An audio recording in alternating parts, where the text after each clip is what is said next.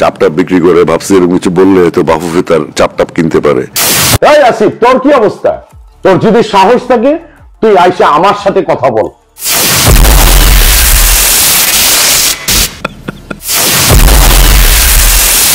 আসিফ, আপনি আমার সম্পর্কে মাছরাঙা টেলিভিশনে বললেন যে নারী শাসিত।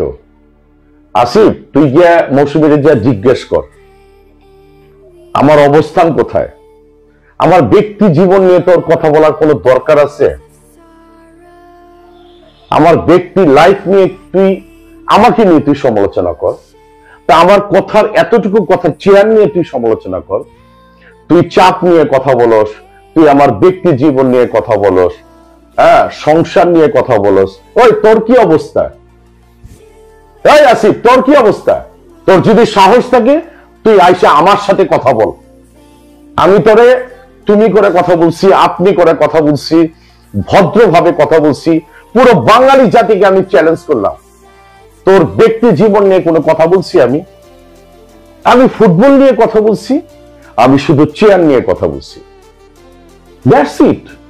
এখনো ভালো হ, আল্লাহ সম্মান দিছে, বয়স হয়েছে, ভাবি অনেক ভালো একজন মানুষ, বাচ্চারা অনেক ভালো, বিয়ে শাদী দিছিস, নাতি নাতকুরের দাদা হইছিস, ভালো হ, ভদ্র হ।